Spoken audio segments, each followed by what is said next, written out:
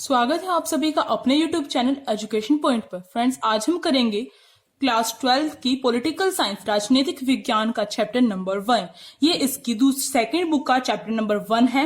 चलिए, इस चैप्टर का नाम है राष्ट्र निर्माण की चुनौतियां। चलिए स्टार्ट करते बिना कोई टाइम वेस्ट किए। मैं आपको बता दूं, ये इस चैप्टर का पार्ट नंबर 2 है। अगर आपने पहले वाला नहीं देखा तो आप देख सकते हैं, उसके बिना आपको समझ में नहीं आएगा। तो चलिए स्टार्ट करते हैं। स्वतंत्रता के बाद भारत सरकार को निम्न समस्याओं का सामना करना पड़ा। जब भारत आजाद हो गया तो उसके बाद जो भारतीय सरकार थी उसको किन समस्याओं का सामना करना पड़ा, उसके सामने कौन कौन सी समस्याएं सामने आई। तो आप जो समस्याएं हैं और चुनौतियां हैं उनमें कंफ्यूज मत होइएगा, क्योंकि जहां भी आपसे पूछा जाए कि 3 चुनौतियां बताइए, आपको जो पार्ट 1 में मैंने आपको 3 चुनौतियां बताई थी वही बताना है। यहाँ पर समस्याओं की बात है कि उसके सामने कौन कौन सी समस्याएं आई। पहली समस्या थी विभाजन की समस्या। जब भारत और पाकिस्तान 2 अलग राष्ट्र बन गए, जब भारत आजाद हुआ था, जब वह ब्रिटिश की गुलामी से बाहर आया था, तो उस समय उसके समक्ष सबसे पहले जो समस्या आई थी वो थी विभाजन की समस्या। क्योंकि जो मुस्लिम लीग थी उसकी मांग थी कि जो पाकिस्तान के नाम से एक मुसलमानों के लिए एक राष्ट्र बनना चाहिए जिसका नाम पाकिस्तान हो। तो ये जो विभाजन की समस्या थी, ये सबसे प्रमुख जो समस्या है उसमें से एक है। क्योंकि जैसे ही स्वतंत्रता मिली भारत को, वैसे ही जो भारत है उसका विभाजन हो गया। दूसरी, रजवाड़ों के विलय की समस्या। जो रजवाड़े थे, रजवाड़े किन्हें कहा जाता है? जो रजवाड़े मतलब जहां पर राजाओं का शासन था। जब ब्रिटिश ने हमारे भारत देश पर राज कर रखा था, तो उस समय कुछ ऐसे जो राज्य थे वो बच गए थे जिन पर ब्रिटिश सरकार सीधे अपना नियंत्रण नहीं रखती थी, बल्कि वहां पर जो राजा थे वही नियंत्रण करते थे। वहां पर राजा जो है वो शासन संभालते थे। अब आप सोच रहे होंगे कि वो जो राज्य थे वो तो स्वतंत्र होंगे, परंतु ऐसा नहीं था। क्योंकि जो राजा थे वो किसके कंट्रोल में थे, किसके नियंत्रण में थे? वो थे ब्रिटिश सरकार के। तो इसकी वजह से अगर देखा जाए तो अप्रत्यक्ष रूप से, इनडायरेक्टली, जो ब्रिटिश है वही शासन कर रही थी, परंतु वहां पर राजा भी थे, इसलिए उन्हें रजवाड़े कहा जाता है। तो जो रजवाड़े हैं उनके विलय की समस्या। जब भारत की आजादी हुई तो ब्रिटिश सरकार ने कहा कि जो रजवाड़े हैं वो स्वतंत्र हैं, कि वो भारत में मिलेंगे या फिर पाकिस्तान में, वो उनकी खुद की इच्छा होगी। और जो रजवाड़ों के ये भी जो इच्छा है वो नागरिक नहीं लेंगे, वहां के लोग, उनकी प्रजा नहीं लेगी। वहां पर जो उनके राजा हैं वही यह निर्णय लेंगे कि उन्हें किस देश में शामिल होना है। तो ये सबसे बड़ी समस्या हमारे सामने खड़ी हो गई थी। क्योंकि अगर ऐसा होता, अगर जो रजवाड़े हैं वो भारत से अलग होना चाहते, तो जो भारत है वो अलग अलग टुकड़ों में बहुत सारे देश बन जाते, अलग अलग छोटे छोटे टुकड़ों में बहुत सारे देशों में विभाजित हो जाता। तो इससे जो उसकी एकता है उस पर आ जाती। अब देखिए अगली जो समस्या वो कौन सी है? राज्यों के पुनर्गठन की समस्या। जो राज्य है उनके पुनर्गठन की समस्या भारत के समक्ष आ गई। क्योंकि जब कांग्रेस थी, जब उसने 1920 में अपना नागपुर अधिवेशन किया था, तो उसमें कहा था कांग्रेस ने कि जो राज्य होंगे भारत में, राज्यों का जो पुनर्गठन होगा, क्योंकि जो राज्य जो विभाजित किए गए थे ब्रिटिश सरकार के द्वारा किए गए थे और सही रूप से नहीं किए गए थे, तो उनका पुनर्गठन करना था, दोबारा से राज्यों का निर्माण करना था। तो इसके लिए जो कांग्रेस है उसने अपने 1920 के नागपुर अधिवेशन में कहा कि जो राज्यों का पुनर्गठन है वो भाषा के आधार पर होगा। परंतु फिर उसके बाद जब जो भारत है वो स्वतंत्र हो गया, तो सभी जितने भी अलग भाषी लोग थे वो सारे मांग करने लग गए कि उन्हें अपना अलग राज्य चाहिए। तो यह समस्या भी सबसे प्रमुख रूप से उभर कर आई भारत के सामने। अब देखिए अगली जो समस्या थी वो थी अल्पसंख्यकों की समस्या। कि जो भारत है, भारत में जो मुस्लिम जो अल्पसंख्यक थे, क्योंकि भारत जो है वो, जहां पर भारत कौन सा देश बना जहां पर हिंदू बहुसंख्या में, तो वहां पर जो मुस्लिम है वो क्या है? अल्पसंख्यक है।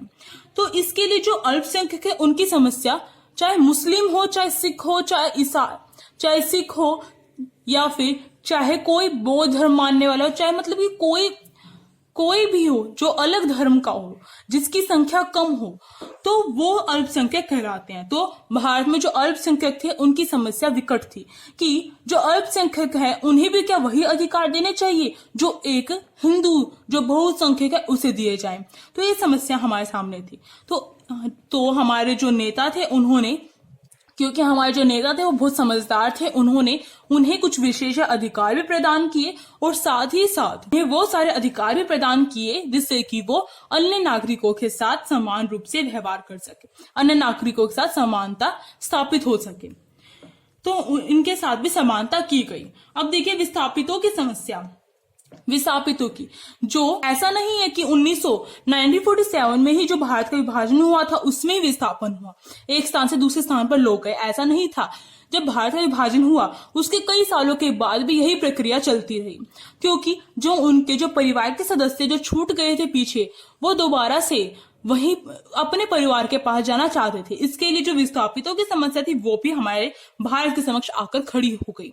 अब देखिए रजवाड़ों के प्रति भारत सरकार का नजरिया। जो रजवाड़े हैं उनके प्रति भारत सरकार का क्या नजरिया हुआ, क्योंकि जो रजवाड़े हैं, मैंने आपको पहले बताया था रजवाड़े क्या थे, कौन किस क्षेत्र को रजवाड़े कहा जाता था, तो और किस प्रकार से इन्हें छूट दी गई थी कि वो किसी भी देश में मिल सकते हैं और इसका निर्णय भी इनके शासक ही करेंगे, यह कहा गया था। तो इसके प्रति जो भारत सरकार, उसका नजरिया क्या था, उसका सोचना क्या था भारत सरकार का, वो क्या सोचती थी इस बारे में। अब देखिए पहला, स्वायत्तता प्रदान करके भारत में मिलाना। जो भारत सरकार थी वो चाहती थी कि जो ये रजवाड़े हैं उन्हें कुछ विशेष अधिकार देकर, कुछ स्वायत्तता प्रदान करके, स्वायत्तता मतलब कुछ छूट देकर, कुछ विशेषाधिकार प्रदान करके इन्हें भारत जो है उसमें मिला लिया जाए। मतलब कि एक तरीके से कुछ थोड़ा सा लालच देकर, कुछ विशेषाधिकार प्रदान करके इन्हें भारत में मिला लिया जाए।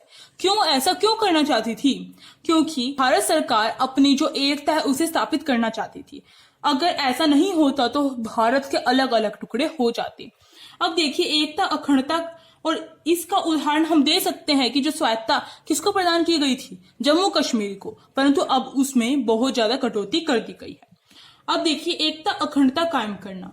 जो भारत सरकार थी उसका नजरिया यही था कि वो जो रजवाड़े हैं उन्हें अपने भारत में शामिल कर लिया जाए, जिससे कि जो उनकी एकता है, भारत की जो एकता है वो कायम हो सकती। अगर जो रजवाड़े हैं वो अपना अलग देश बनाना चाहते थे तो वो वह भी बना सकते थे। जो ब्रिटिश सरकार थी उसका यही कहना था कि या तो वो किसी न किसी देश में शामिल हो जाए, पाकिस्तान या भारत में से, या फिर वो अपना खुद का देश भी बना सकते हैं। तो इसी के कारण भारत सरकार को यह चिंता थी कि अगर जो रजवाड़े हैं वह हमारे देश में नहीं शामिल हुए या फिर उन्होंने एक अलग राष्ट्र बना लिया तो जो भारत है उसकी एकता अखंडता पर आंच आ जाएगी। तो इसी के लिए वो चिंतित थी। अगला देखिए सरदार वल्लभ भाई पटेल का योगदान। जो सरदार वल्लभ भाई पटेल हैं वो हमारे, जब भारत आजाद हुआ तो वो हमारे देश के गृह मंत्री बने, होम मिनिस्टर। तो उन्होंने सबसे पहला योगदान अपना यही दिया कि जो रजवाड़े हैं उनको किस प्रकार अपने भारत देश में मिला लिया जाए। तो उन्होंने कुछ अपनी चतुराई से और कुछ उन्हें समझा बुझाकर अपने भारत देश में मिला लिया। तो चलिए देखते हैं कि उनका योगदान क्या रहा। राजाओं एवं महाराजाओं से व्यक्तिगत रूप से मिलना। जो सरदार वल्लभ भाई पटेल थे उन्होंने जो रजवाड़ों के जो राजा महाराजा थे या फिर जो नवाब थे उनसे एक एक करके उनसे सबसे व्यक्तिगत रूप से मिला। मतलब कि व्यक्तिगत रूप से मिलने का मतलब क्या है?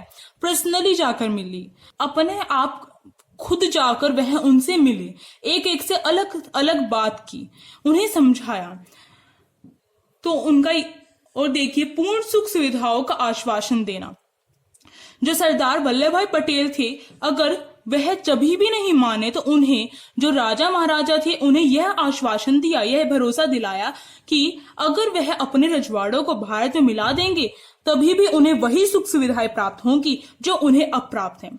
क्योंकि जो राजा महाराजा थे वो यही सोच रहे थे अगर उन्होंने जो रजवाड़ा अगर वे किसी भी देश में शामिल हो गए तो उनकी जो सुख सुविधा है वो सारे की सारी नष्ट हो जाएंगी, क्योंकि वे शासन नहीं संभाल पाएंगे। तो इसी के कारण वे किसी भी देश में शामिल नहीं होना चाहते थे। कुछ ऐसे रजवाड़े भी थे। तो उन्हें यह आश्वासन दिलाया सरदार वल्लभ भाई पटेल ने कि अगर वह भारत में शामिल हो जाएंगे, उसके बाद भी उन्हें सुख सुविधाएं उसी प्रकार से मिलती रहेंगी जैसे उन्हें मिलती थी। कूटनीतिक प्रयास। कुछ ऐसे रजवाड़े थे जैसे कि जो जूनागढ़, हैदराबाद, जम्मू कश्मीर और मणिपुर, ये 4 ऐसे रजवाड़े थे जो अलग रहना चाहते थे। वो किसी भी देश में शामिल नहीं होना चाहते थे, अपना खुद का एक राष्ट्र बनाना चाहते थे। तो उन्हें कितना भी समझा लिया वल्लभ भाई पटेल ने, परंतु वे फिर भी नहीं मान रहे थे। तो उन्होंने कुछ कूटनीतिक प्रयासों के द्वारा जो रजवाड़े हैं उन्हें अपने भारत में मिला लिया।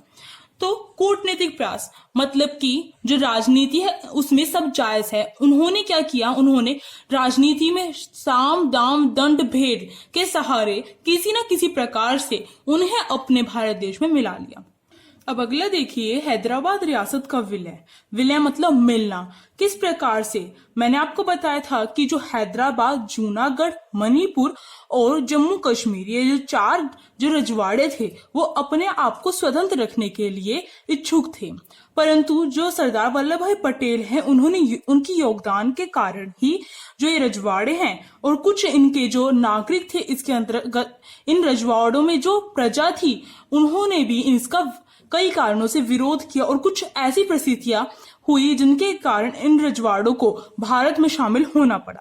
तो एक एक करके देखते हैं कि इन्हें भारत में शामिल करने में क्या कठिनाई आई या फिर किस प्रकार से इनका भारत में विलय हुआ।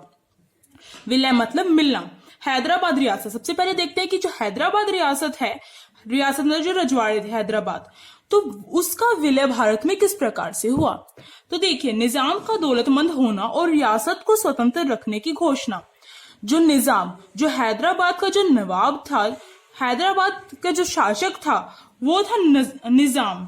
जो निजाम था वह काफी दौलतमंद लोगों में शुमार होता था। उसकी जो निजाम है वह काफी दौलतमंद लोगों में गिना जाता था। उसके पास बहुत ज्यादा धन संपदा थी और रियासत को स्वतंत्र रखने की घोषणा। इसी के कारण जो निजाम है उसने अपने आप को, अपनी जो रियासत है उसे स्वतंत्र रखने के लिए घोषणा की। तो जो निजाम है वो काफी दौलतमंद था, यही कारण था कि वह ये सारी सुख सुविधाएं नहीं खोना चाहता था। इसी के कारण उसने स्वतंत्र रहने की घोषणा की। निजाम के शासन के खिलाफ आंदोलन। जो निजाम है, जब उसने घोषणा की कि वह एक स्वतंत्र रियासत रखेगा, तो उसके बाद क्या हुआ, उसके बाद जो उसके निजाम के शासन के खिलाफ आंदोलन, उसी की जो प्रजा थी, जो तेलंगाना के जो किसान थे, दो वर्गों ने इसका विरोध किया। एक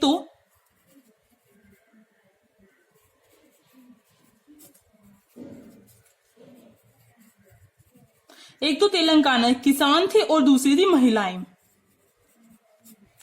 इन 2 वर्गों ने जो निजाम के शासन के खिलाफ आवाज उठाई। सबसे पहले जो तेलंगाना के किसान हैं उन्होंने इसके शासन के खिलाफ आवाज उठाई, क्योंकि ये इसके शासन से बहुत ज्यादा, निजाम के दमनकारी शासन की वजह से जो किसान थे वो परेशान हो चुके थे। इसीलिए इन्होंने इसके शासन के खिलाफ एक आंदोलन छेड़ दिया और धीरे धीरे यह आंदोलन बढ़ता चला गया। इसमें जो महिलाएं हैं वो भी शामिल हो गई। जो निजाम का जो शासन था उसमें जो महिलाएं थी उनके ऊपर भी बहुत ज्यादा उनका शोषण होता था और जो महिलाएं हैं उनके ऊपर सबसे ज्यादा जुल्म किया जाता था। इसलिए जो महिलाएं वो भी इस आंदोलन से आकर मिल गई।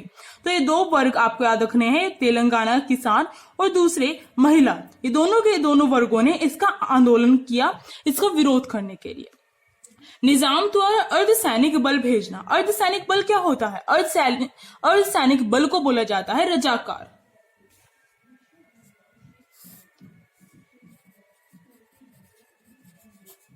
रजाकार निजाम द्वारा अर्धसैनिक बल भेजना। इस आंदोलन को रोकने के लिए निजाम ने कदम उठाया और उसने अपनी जो अर्धसैनिक बल है, मतलब कि जो सैनिक है, उन्हें भेजा, रजाकारों को इस आंदोलन को रोकने के लिए भेजा। और जो ये रजाकार थे, इन्होंने जो गैर मुस्लिम थे उनका शोषण करना शुरू कर दिया। किनका शोषण किया? गैर मुस्लिम का। गैर मुसलमानों का शोषण करना शुरू कर दिया और इनके ऊपर अत्याचार करने लग गए। काफी हद तक अधिक मात्रा में जो गैर मुसलमान थे उनके ऊपर अत्याचार करने लग गए, क्योंकि जो निजाम था, और जिसके कारण बहुत बार तो क्या हुआ, उन्होंने जबरदस्ती, जो रजाकार थे वो जबरदस्ती लूटपाट करने लग गए, और कई बार तो उन्होंने इस हद तक आ गए, कई बार तो वो कि उन्होंने बलात्कार जैसी घिनौनी हरकत भी कर दी। फिर इन सारी चीजों को देखते हुए, इन परिस्थितियों को देखते हुए 1948 में, क्योंकि 1947 में निजाम और भारत सरकार के बीच में यथास्थिति बहाल हुई थी, जिसके कारण भारत सरकार और जो निजाम है उसके बीच में बातचीत होती रहती थी। इसी कारण जो भारत सरकार है उसने इन परिस्थितियों की जानकारी हासिल की, और भारतीय सरकार 1947 में एक साल के लिए यथास्थिति बहाल की गई थी, और 1948 में भारत सरकार ने अपनी भारतीय सेना निजाम के सैनिकों के पास भेजी, निजाम के सैनिकों पर शासन करने के लिए।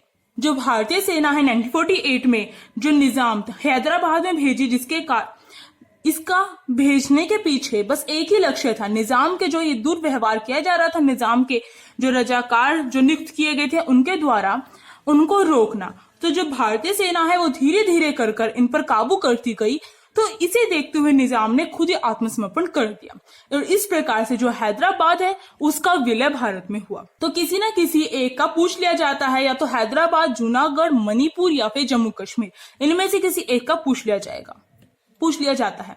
अब अगला देखिए, मणिपुर रियासत का भारत में विलय। जो मणिपुर रियासत है उसका भारत में विलय किस प्रकार से हुआ, मैं आपको बता दूं, जो सहमति पत्र था, एक सहमति पत्र जारी किया गया था, जिस पर हस्ताक्षर जो भी रजवाड़े का जो भी शासक था, अगर वो उस पर हस्ताक्षर कर देता था तो वह भारत में शामिल हो जाता था। परंतु जो मणिपुर है, जूनागढ़ है और हैदराबाद और जम्मू कश्मीर, ये जो चार रजवाड़े थे, इनका विलय होना काफी कठिन रहा था। तो इस सहमति पत्र को बोला जाता है इंस्ट्रूमेंट ऑफ एक्शन। तो आपको याद रखना, ये 1 नंबर में पूछ लिया जाता है। अब देखिए, मणिपुर रियासत का भारत में विलय। जो मणिपुर रियासत है उसका भारत में विलय किस प्रकार से हुआ। देखिए, भारतीय सरकार और राजा में समझौता। जब आजाद होने ही वाला था, उससे कुछ चंद पहले ही जो मणिपुर के जो शासक थे उनका नाम था बोधचंद्र। जो बोधचंद्र थे मणिपुर के शासक, बोधचंद्र सिंह, उन्होंने भारत सरकार के साथ एक सहमति पत्र पर हस्ताक्षर कर दिए। उन्हें यह आश्वासन दिया गया था कि उनकी जो आंतरिक स्वायत्ता वह बरकरार रहेगी। आंतरिक स्वायत्ता, इसका तात्पर्य था कि जो बोधचंद्र सिंह है वही क्या करेंगे, इस शासन की भागदौड़ संभालेंगे।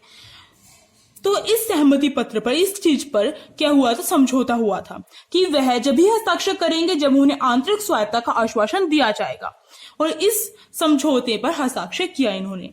चुनाव जो मणिपुर की जो जनता थी उसके दबाव में आकर जो मणिपुर के जो ये शासक है बोधचंद्र सिंह ने एक चुनाव करवाया। जो चुनाव था वो सार्वभौमिक वयस्क मताधिकार के सिद्धांत के द्वारा किया गया था।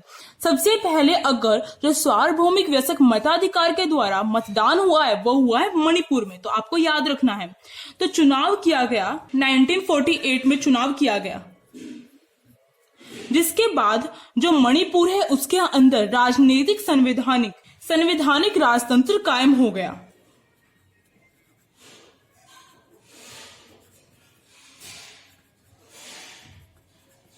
संवैधानिक राजतंत्र कायम हो गया मणिपुर के अंदर, मतलब कि जो संविधान के अंतर्गत तो होगा, वह विधानसभा भी होगी, परंतु जो असली जो भागदौड़ है वो इसके जो राजा है, नाम मात्र के राजतंत्र, जैसे कि हमारे देश में राष्ट्रपति होते, इसी प्रकार से यहाँ पर राजा बरकरार रहेंगे। राजनीतिक दलों में मतभेद। मणिपुर की जो विधानसभा थी वह भारत में शामिल होने में, उनका जो फैसला था भारत में शामिल होना है या नहीं, उसमें थोड़ा सा मतभेद था उनके बीच में। मणिपुर की जो कांग्रेस थी वो चाहती थी कि जो मणिपुर है वो भारत में शामिल हो जाए, परंतु जो अन्य राजनीतिक पार्टियां थी वो नहीं चाहती थी ऐसा कि वह भारत में शामिल हो। अंतिम समझौता और विलय का मतलब कि अंतिम बार समझौता जो हुआ है उसके बाद विलय हो गया।